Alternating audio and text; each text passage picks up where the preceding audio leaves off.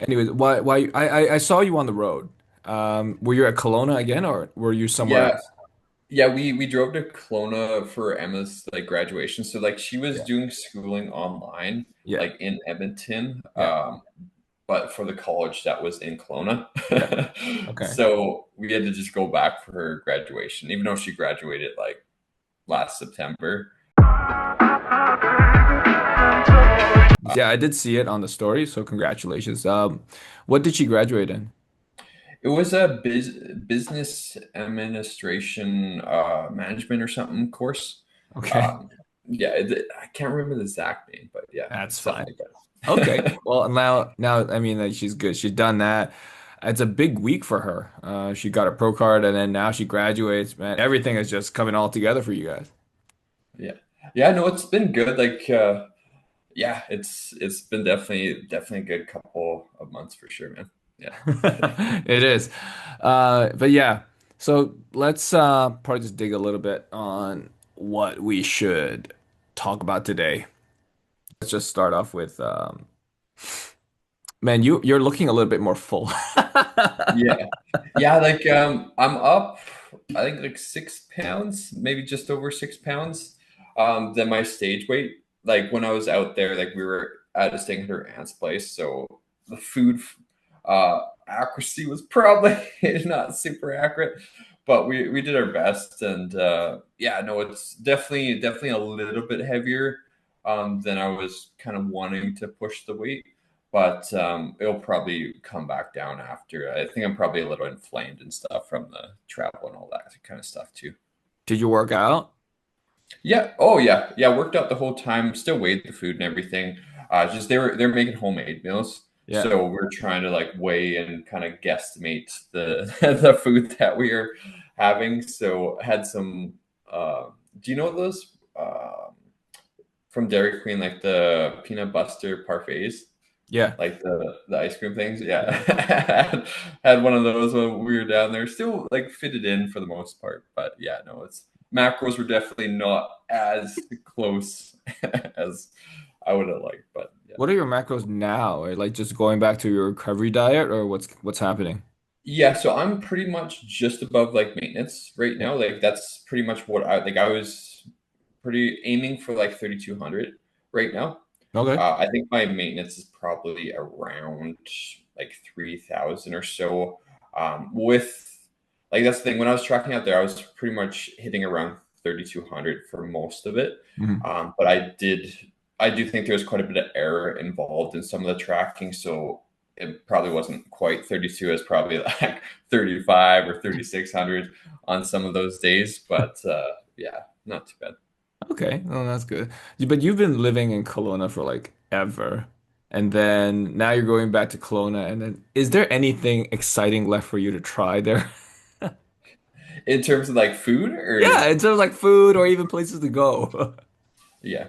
Not well, we went to like the beach and stuff. So like it was nice to that kind of that's one thing I missed about like not being in Kelowna is just having access to the beach and just like the beach vibe. Oh yeah, there's no As like beach. in It's all mountain where you're right now, right?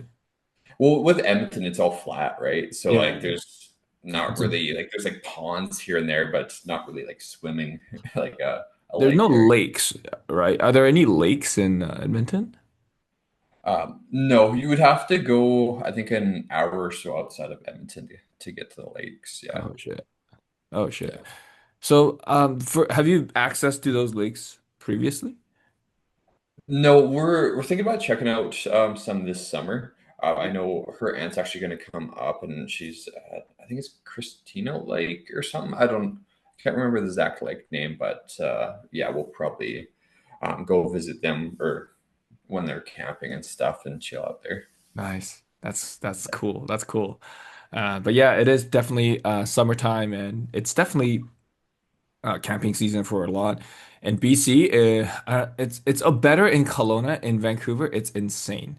Once June hits, the roads are insane. All the bikers come out, and man, they're just asking for us to like run them over. Oh my God, it's such a pain. It is what it is. It's just it is just a smaller, denser city right now. But going back. I just wanted to go back, pull way back where you said it's almost been a month now after the show, and you're like 6 pounds up. I would say, Yeah, yeah, so consider it's that to be pretty reasonable, I would say. It's not like a big weight spike. Body composition wise, I don't think there like too much difference, or you're just even more full now. like I'm definitely a lot fuller. I do notice like I still have faint glute striations, Oh, but sure. I do notice my midsection is a decent amount softer. Like I can still see my obliques. It's almost like the bottom couple lines of my obliques are kind of faded a bit more. Yeah, My abs don't quite have that same kind of pop. yeah, I do think a lot of the weight that I probably gained during this trip is a lot of water retention, just from probably. like the amount of sodium I was having before to like when I was out there. Like I was probably like having 7 grams of sodium per day on average. So like I think there's probably a decent amount of that. I'm expecting probably the weight to drop off a couple pounds within this week just from that like extra sodium, extra water retention and stuff like that. But like that's the thing, like this recovery period, like my hunger hasn't been too bad. It was a little bit wonky out there just because the meal timing was not as typical as it usually is. And I was trying to save more calories for dinner. So like that appetite came up a little bit more for that. But when I'm in a normal eating structure and environment, like my appetite is actually quite fine. Like, yeah, I want to eat a little bit more, but it's nothing like to the extreme. Nothing compared to like last previous preps. So yeah, so it's been good from that perspective for sure. Now you say that you're pretty much a little bit more watered up from. I guess there's a factor in there where we're traveling, you're sitting driving, and even when we're just on hopping on a plane for like an hour, the body does tend to hold a little bit more water, and for the first couple of hours or even for the day, and I think that's just some of the things from traveling. Um, but are you still taking the same sort of supplements that you've been taking all along, or have you been like additional supplements that you're taking? No, like I've been pretty much just taking like I think like half a dose of multivitamin. The creatine is one. Like even during this prep, I've been experimenting with higher doses of creatine just because of the potential cognitive benefit of it. Yeah. So instead of like the typical 5 grams per day, I've been having around like 10, maybe just over 10 grams of creatine per day, Hmm. which I'm sure probably adds a little bit more water as well, but I Hmm. was doing that throughout the whole prep and everything like that. So, but other than that, no, like getting a typical like fish oil and vitamin D, pretty much just the basics. I haven't really added anything extra. Oh, that's interesting how you brought that up. So you said there's the basic creatine, not creatine, the basic supplements. So you said fish oil, creatine. What else do you take? Well, I'll take like the protein powder if you classify that as a supplement. Yeah, let's Um, count that in. Yeah. yeah, I take that. Let's see. So I was taking ashwagandha for a little bit too. I know there was some potential um, benefit of even like gaining muscle from it, but I kind of just forgot to keep taking it and stuff. So yeah, so I ran out of that, and yeah, so but those are yeah, creatine, protein powder, vitamin D, fish oils. I know some people take like magnesium before bed. I haven't actually really done that. What else have I been taking? I think that's pretty Caffeine, much. Sorry, what were you saying? caffeine, perhaps? Oh yeah, caffeine. So, but that's pretty much only coming from coffee. I found in the past with like pre-workouts and stuff, Mhm. I was just getting some pretty gnarly like anxiety after taking like high doses of it. Yeah. I'm sure if I actually took like half scoop or like the one regular like 150 milligrams of caffeine before the workout, that's probably fine. But yeah, ever since I had that one instance last prep back in like 2023 where I had quite a large dose of caffeine pretty much the day after I was just recovering from a pretty gnarly sickness and then went to the gym. And when I came back from that, my heart rate was just like staying above like I think it was 120 or something for like an hour after, and I was getting tightness in my chest, and I think that psychologically just kind of made me a little bit more scared to take like pre-workout again. So I've been just kind of taking caffeine and stuff like that. But I think it was more of an anxiety or panic attack rather than the actual caffeine itself. But Yeah. So protein powder, I would probably consider it that to be part of a pretty good supplement. What we consider, I think the most evidence-based ones are just protein whey and creatine. Fish oils, yes and no, for my personal opinion. I mean, if our entire diet does include a certain amount of fish in it, then I'm not sure if fish oil is relevant at that point. Vitamin D, I guess it does. It does depend on the season. If we're living in a more tropical environment, then vitamin D is plentiful. But where we are, then I mean, we're half of the year it's like we have nothing. So that is, I guess, relevant to where we're potentially staying. But yeah, I think the most talked about ones are protein powder and creatine monohydrate. Caffeine, I would agree with you there. I'm not a big pre-workout fan. And I see all these pre-workouts, they have crazy amounts of caffeine. Let's not talk about them in the Canada ones. The Canada ones we have regulations that a scoop, even for a can of Monster or a can of energy drink, they can't exceed 150 mgs of caffeine in it. However, in the US, I do not think there is a cap. There's a guy that I knew. He went to the US, came back with a box of Monsters that's only available in the US, and it reads that it has like 200 and something grams of caffeine in there. And he gave me one. Fun story. I experienced exactly what you just said. Like after taking it, I gave it like a good 15, 30 minutes rest, and it started kicking in. It did not feel good. The crash was so hard. My hands were shaking, and that was on top of all the coffee that I've actually had throughout the day. So that was not a good experience.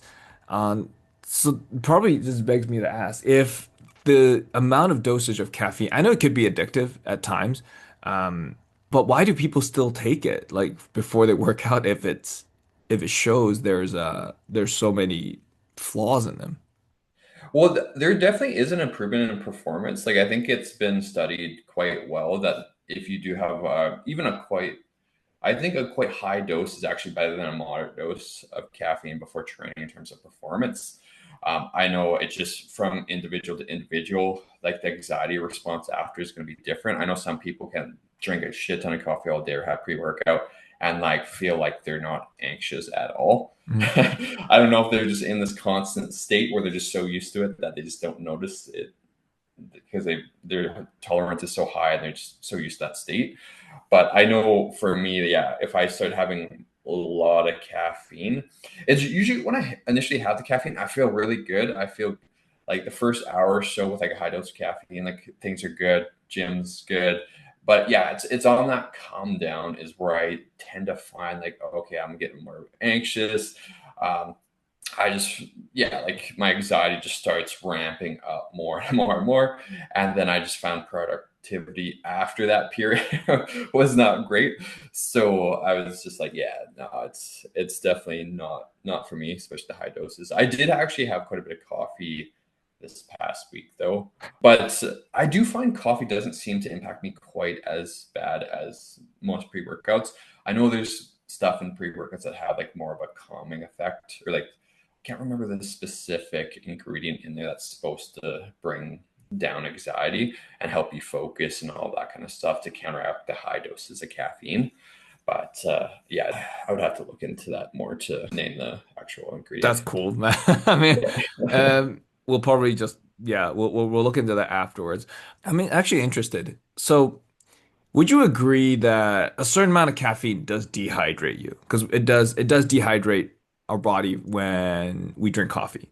And the ratio was 1 cup of coffee for 1 cup of coffee to 1 cup of water. That was the ratio to balance the body out for dehydration.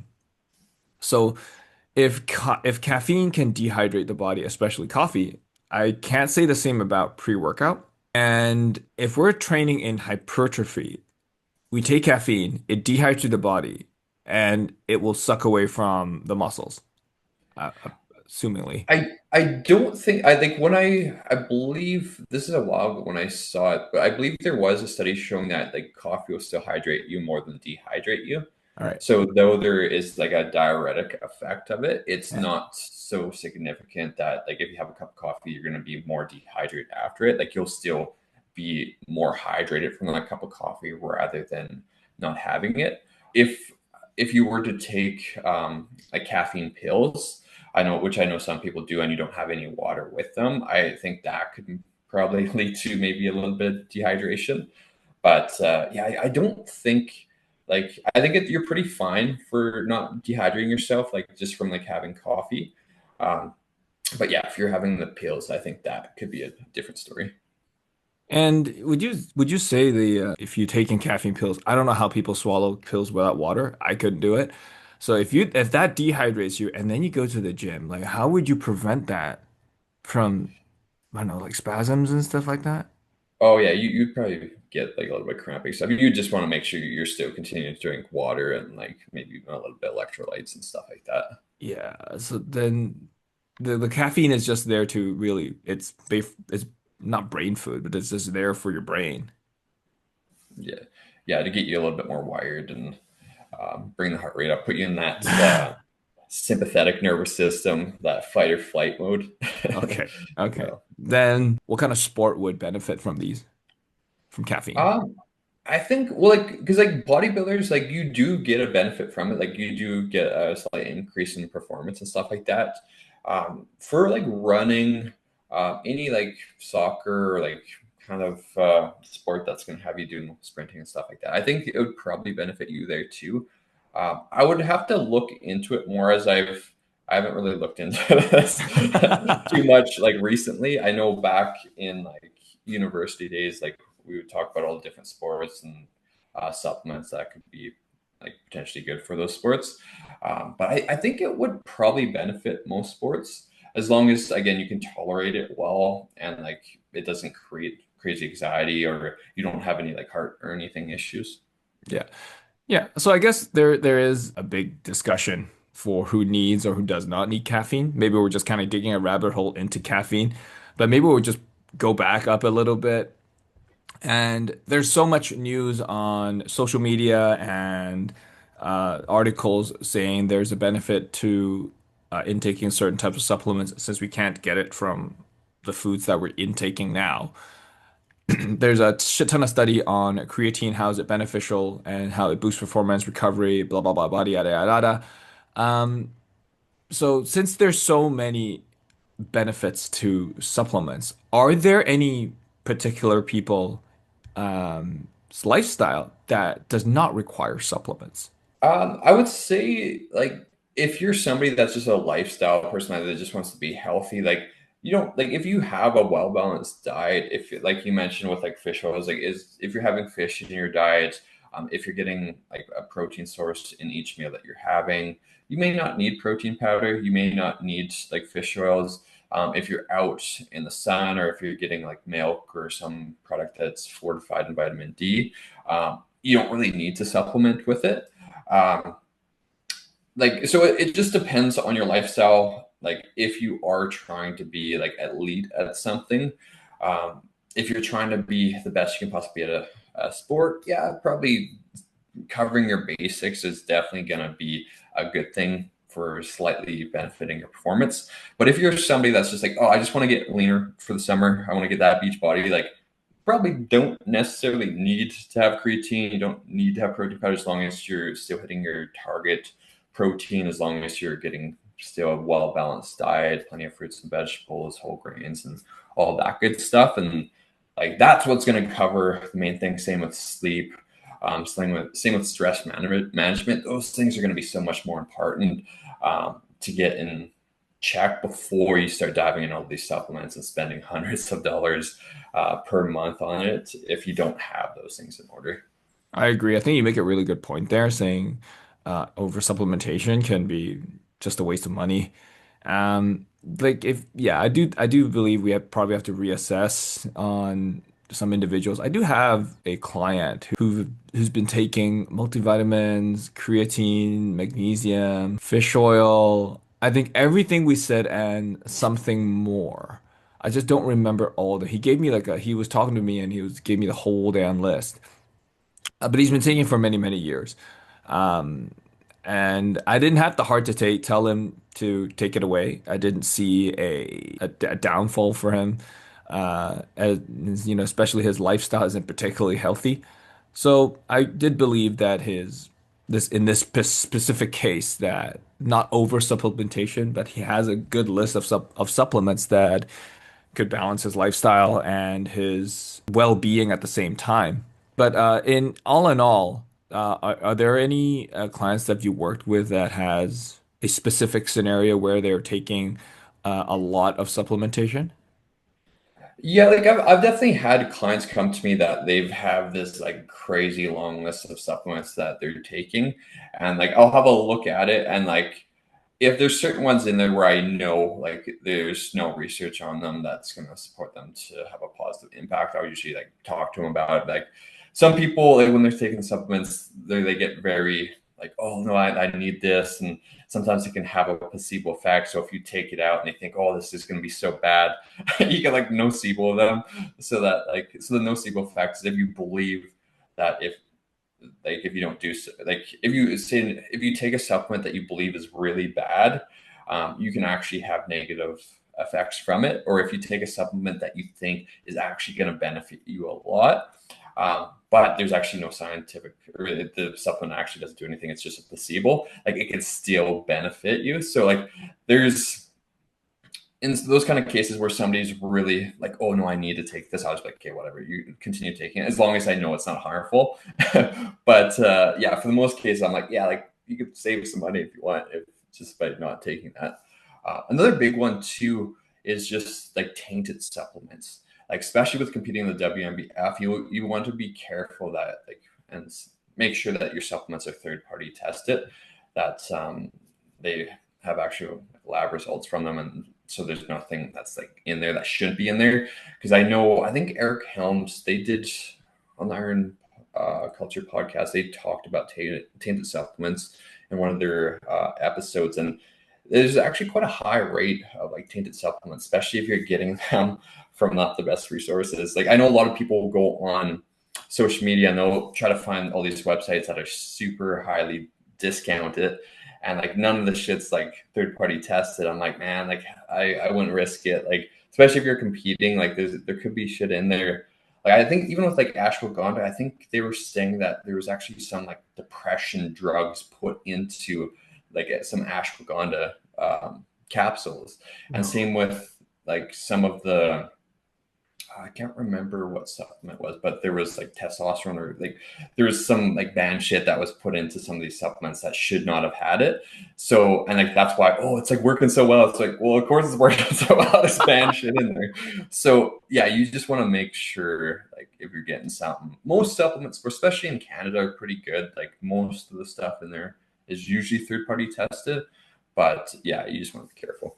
Yeah, we do have a fairly strict regulation in Canada here, and even freaking Ozempic here. Technically, is it? Wait, I remember Ozempic in here in Canada is not a banned substance, but it is. I think there's a regulation where you can't sell it. To be honest, I have no idea. Okay. I'm Yeah. sure it's probably something like that. You probably need like a doctor's note or Something something. like that, yeah, something like that. So there's a whole bunch of stupid regulations based on Ozempic. Even the studies have shown that Ozempic is neither steroid or supplement. But I think it leans towards the more the supplement side. That's why it was a big topic. I think it was 6 months ago, where and there's a whole bunch of there's a big great push on Ozempic helping. overweight individuals who's trying to lose weight in those short amounts of time, and there has been a handful of them who have pretty good success stories. I haven't really looked into, what exactly it does. Well, actually, no, we talked about it and I forgot, but not important. Yeah. Moving forward, it's not for sale that you just can't buy off the shelf here in Canada, but you can buy off the shelf here from in the US.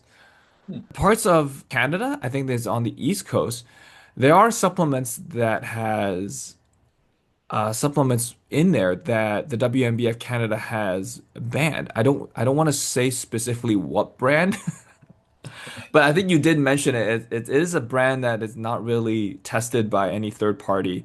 I wouldn't say it's a big brand, but we still see it here and there. So if you're going to compete in the upcoming and any WMBF Canada shows, please look at your supplements, that everything you take, and just kind of go through some of them on the WMBF Canada banned substance list. I will say that there is sort of a gray area here because I think that there was a time in one of the WMBF Canada athletes meetings, somebody asked if I've taken a something from the banned substance list unknowingly, would they be able to compete or would they able to even pass the polygraph? So I think Leo made a really good statement saying that if you have actually taken something that's on the banned substance list, which is contained in any of the supplements you've been intaking for I don't know how long, and you did the polygraph test and found out after, you will still be able to pass the polygraph test because you've taken it unknowingly. Now, the question begs to differ is if you do win your pro card and you pee in a cup, what's the result going to show? So that is Gotcha. something that yeah he couldn't answer that athlete. So I think that's a very good question. Because, Yeah, like, to interrupt you there, sorry, because I think if that in that case, I'm pretty sure if if you bring the supplement that you had that says tainted and you get it lab tested and you can show proof that okay, this shouldn't have been in here, but this supplement was tainted, I think in that situation you're good because it'll probably show up in your P test. yeah, So if it shows up there and like, okay, you don't pass your P test, you have all of your supplements, you get them tested and you send those results to them and it shows that it's tainted. I think in that situation, they will allow you overrule it. to compete. Okay, But yeah, you kind of have to go through that process. but I don't think you can pee in a cup before you compete. No. Well, so I'm saying like if, for example, you did the polygraph test, you didn't think you were taking anything that was had the ban something in it that was banned. Yeah, So you go through the polygraph, you pass the polygraph because you honestly don't think you were taking anything, yeah, and then you go to pee in a cup and you pee in the cup after you say win the show or whatever, yeah. um, and then they take that and they find that there's something that's banned in there. Then if you fail, now you can go to your supplements, you can get those tested. And if you get the results back and it does show it's tainted and you send that to the WMBF, I believe in that situation, they'll allow you to keep your pro card. I believe, like, I could be wrong. I believe I remember hearing that somewhere.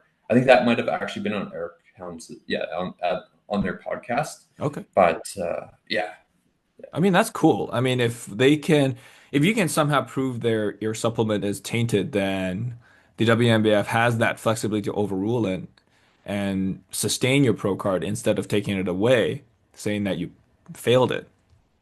But yeah. I think that's pretty cool. Not organizations are willing to do that. I mean, it's a pretty good one. But speaking of which, as we were saying that there are these supplement brands, there's so many supplement brands out there with tainted or non-tainted stuff in there. What are some of the brands that you take for supplements that as you It, definitely passed? yeah, Yeah. yeah. So what are some of the Um, brands that you it's more trustworthy for I you? was doing Nutribulks, like for the protein powder, their hydrolyzed whey. What was that other one? It's the one with the blue container on. That's I can't even honestly remember that's the not name. very helpful. The blue container. It's yeah, Wait, it's what like is it? blue The with creatine yellow. one? Yeah, just for creatine The blue one. and All Max, I think it's oh All yeah, All Max. Max, Yeah. All Max, yeah.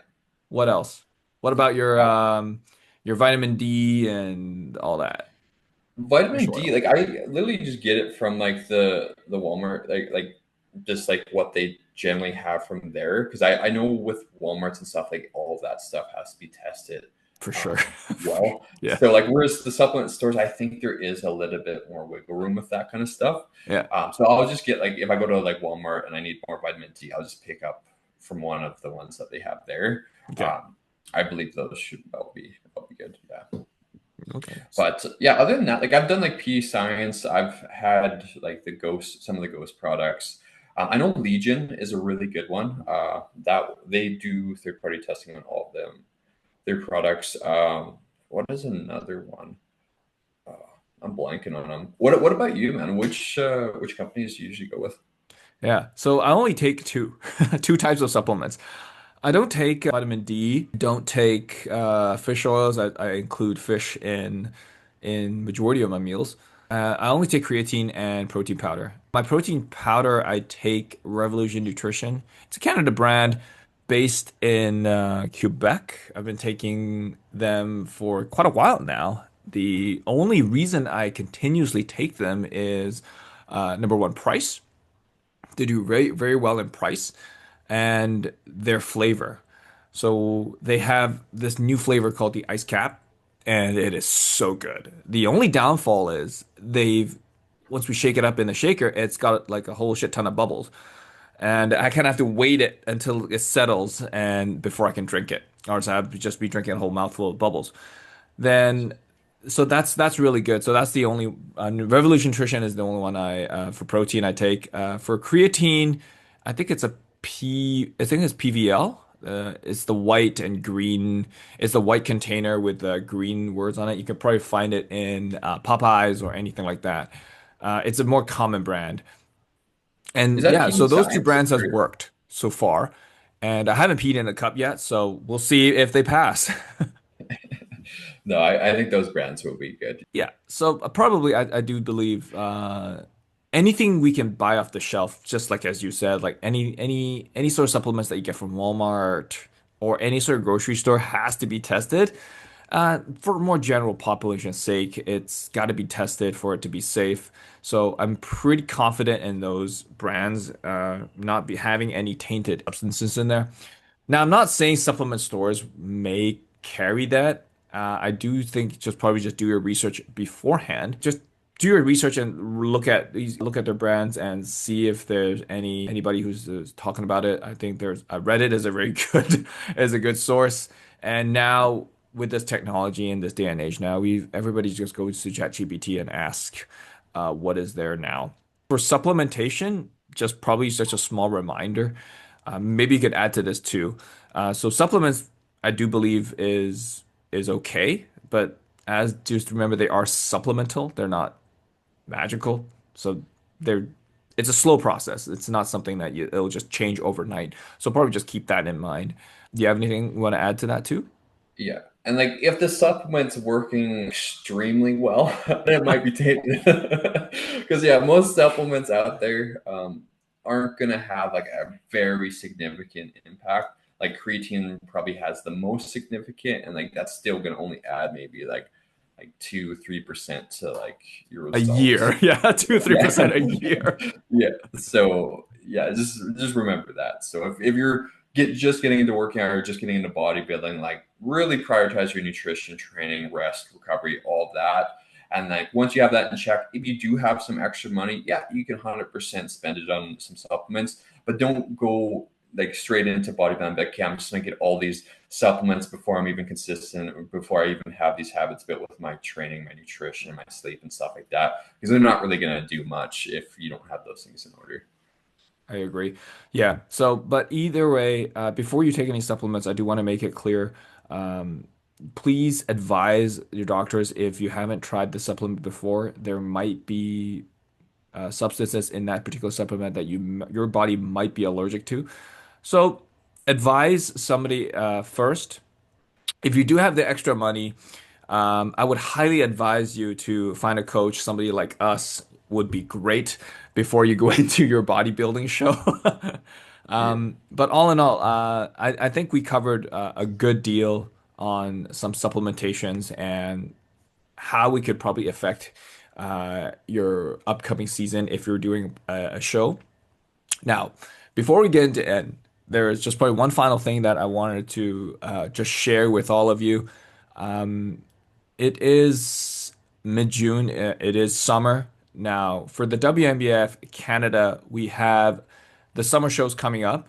There's the Edmonton in 2 weeks. And then after, what's after the Edmonton? Is it the Ontario show? I believe so. It's Ontario, Saskatchewan, and then Calgary, right? Yes. So we only have a very small amount of Canada shows over the summer. I think the two, the Ontario and the Saskatchewan show is like late into summer. I think it's in either July or August, something like that. Yeah, I know Saskatchewan is in September. Okay. So it's kind of, Okay, yeah. so And it's then, definitely August and September then. yeah. And then October, I think this year it's going to be October 11th or 12th for the Yeah. Calgary amateur and pro show. So the season is going to end before when Halloween comes for the WF Canada. If you're looking to wanting to compete in the fall, now is a good time to start.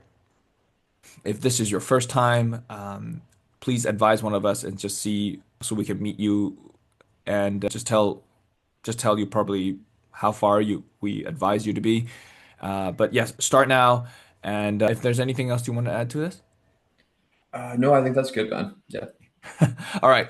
So it's a little different sort of opening for us, but we'll just leave you guys at there. But thanks for listening, guys. If you like this, please leave a comment, like, and subscribe for both YouTube or if you're listening on audio, that'll be great.